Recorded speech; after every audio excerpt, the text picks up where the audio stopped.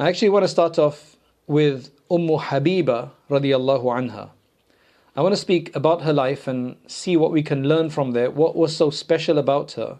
Because having been in the household of the Prophet ﷺ and married to the Prophet ﷺ, some of that had to rub off. I mean, she was initially the daughter of one of the greatest enemies of Islam.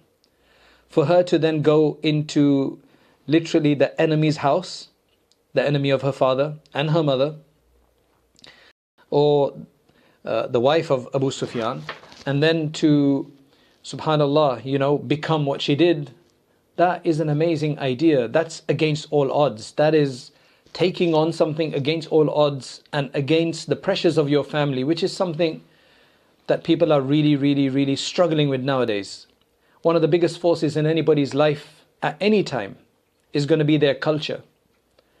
Because everybody around them, those that are closest to them, those who matter for them, right? Those who do things for them, those they rely on, they do things in a certain way. And if that way is wrong, if that way is blameworthy, if that way has shortcomings, then it's very difficult for somebody to go out of the way. If somebody wants to be different and they're willing to be different from before, then they find it easy. But most people don't have that kind of courage. The majority of people are followers. They're just conformists.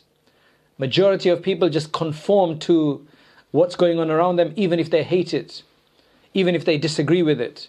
They just somehow satisfy themselves. They just somehow convince themselves. They just somehow ignore it. And then they just carry on. And they carry on. And then they die that way. And it's really sad because they've just wasted a huge amount of potential. And this has been a struggle throughout. So generally the person who wants to go against the grain, they find it easy to become non-conformist, but then the problem with them is that they might just go the completely wrong way. So they need to go the right way. It's just easier for them. Everybody should think about this.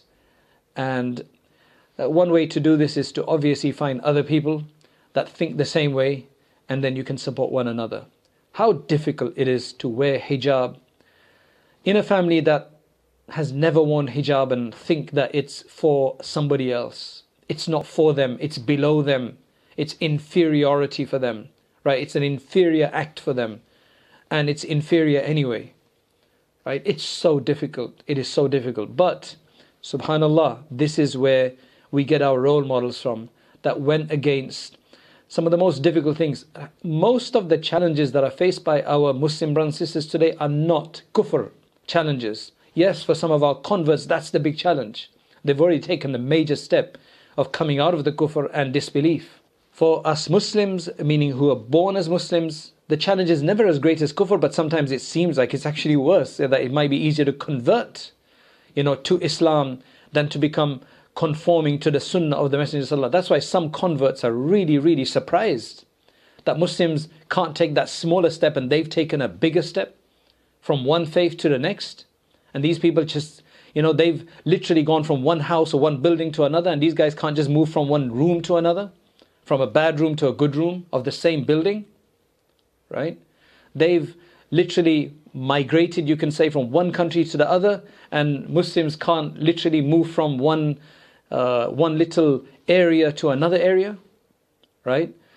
I know it's difficult, but we can learn a lot from converts and what they've achieved and the sacrifices they've made, and they put us to shame sometimes, subhanallah.